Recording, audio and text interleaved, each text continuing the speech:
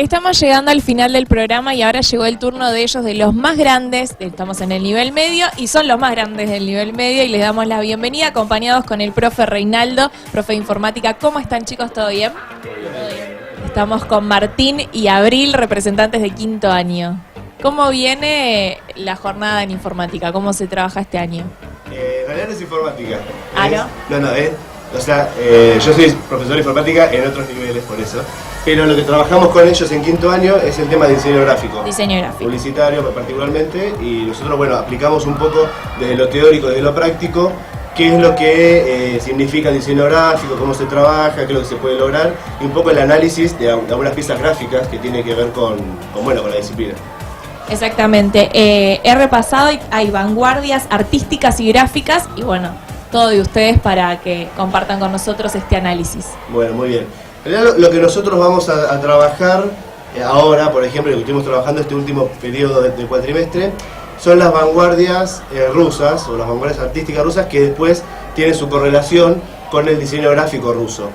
Y aprovechando también un poco que este año se cumplen los 100 años de la Revolución Rusa, ¿no? Que inicia a partir de 1917, bueno, retomar un poco cómo esa revolución, cómo esas ideas se trabajaron en otro plano que tiene que ver con el diseño gráfico. Y hay un poco la importancia del diseño gráfico para la sociedad, ¿no? No simplemente ser una disciplina que no es ni arte, ni tampoco es una disciplina científica, y que no es una disciplina que trabaja sobre el packaging o sobre lo que consumimos día a día, sino también que aporta desde lo suyo a las cuestiones sociales, y en este caso, bueno, una cuestión como es la revolución.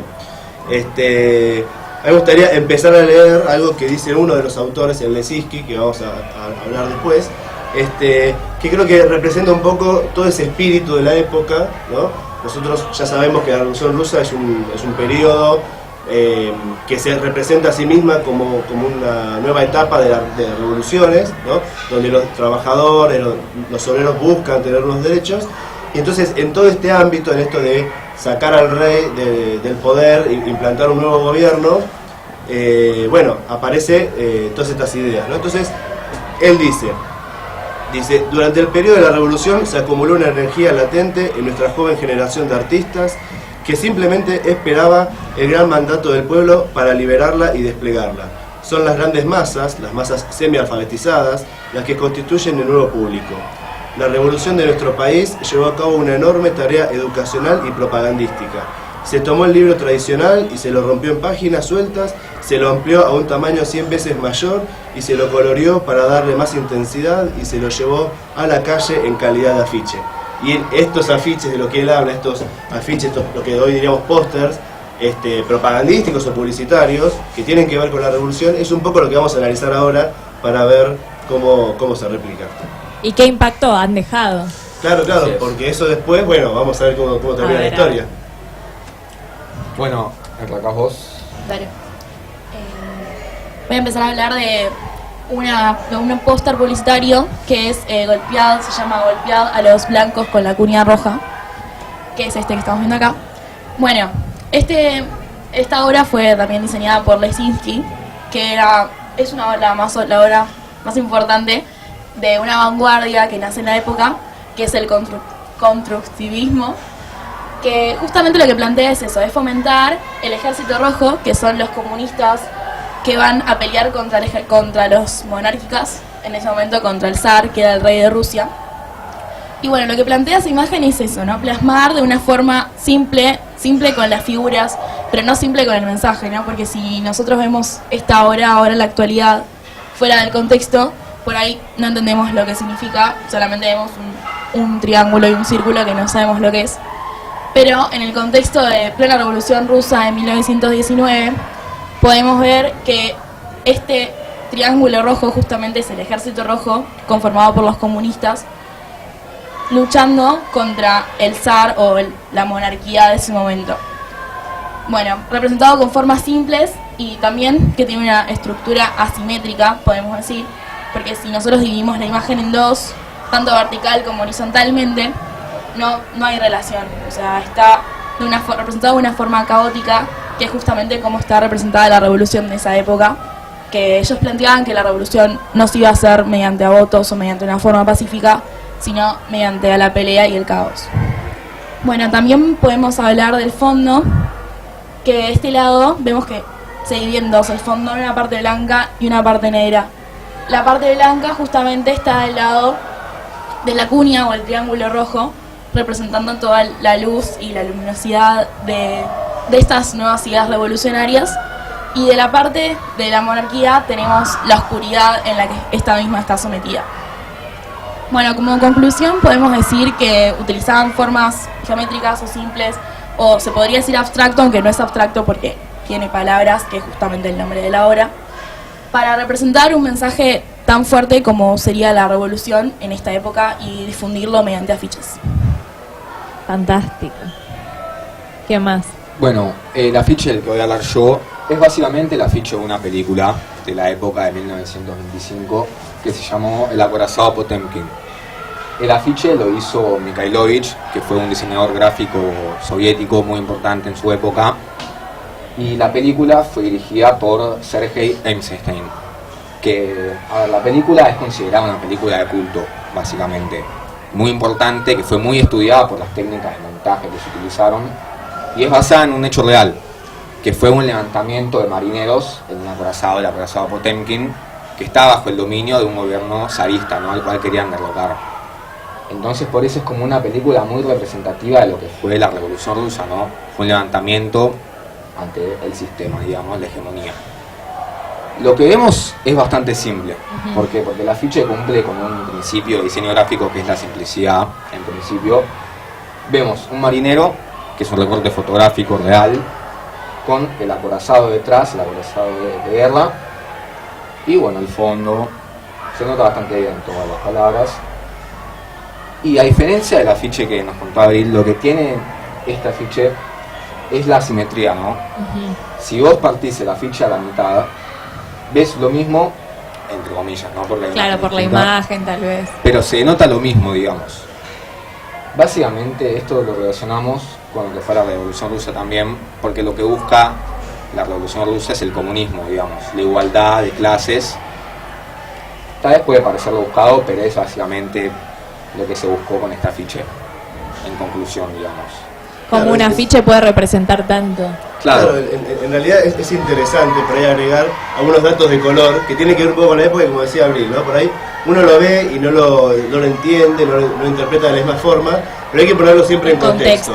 Y el contexto es que el afiche de Abril, por ejemplo, 1919, si no me equivoco, es en plena revolución, ¿no? Y en el 24, cuando muere Lenin, un poco que se acaba ahí la revolución. No es que se acaba la revolución, sino que ahí es cuando Stalin toma el poder, entonces ya la revolución está como estatizada, por así decir, ¿no? Y ahí vienen todos estos regímenes que también tienen su contrapartida, que es la persecución, la censura y demás. Pero lo interesante es esto, es cómo en el primer afiche se muestra como una situación caótica, revolucionaria, como, bueno, nadie sabe bien dónde está parado, pero bueno, algo está pasando.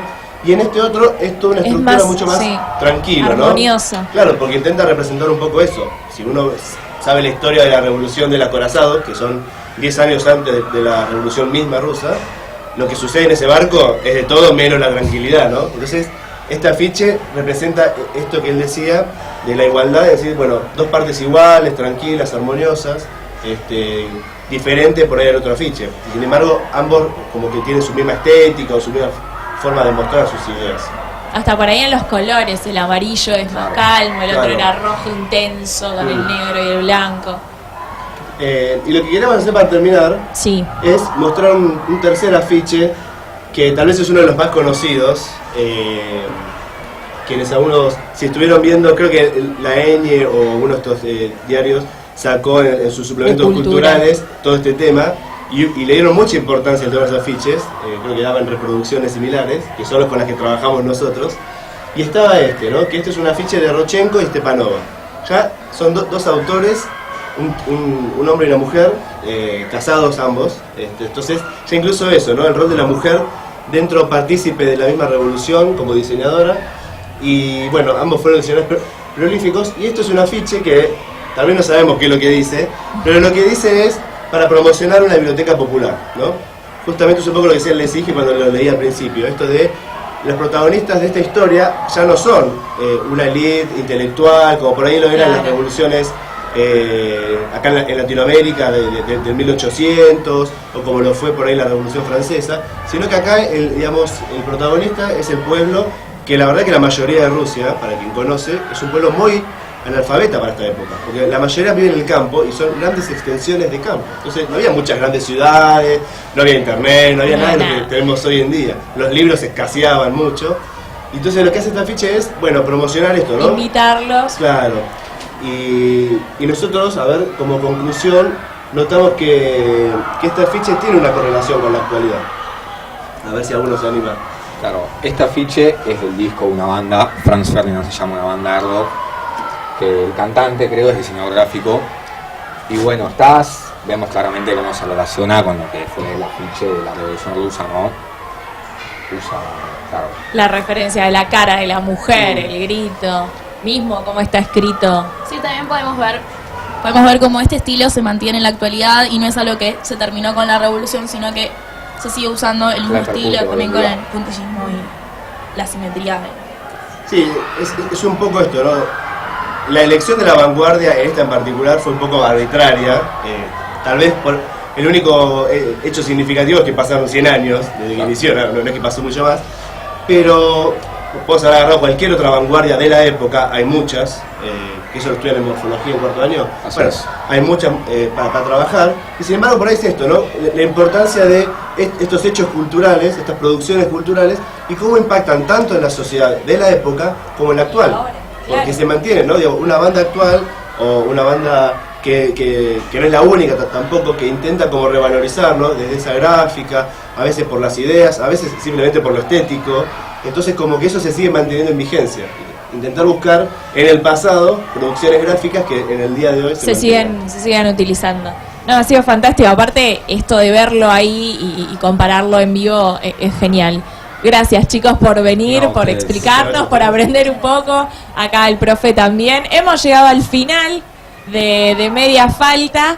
Quédate que ya nos vemos. Chao.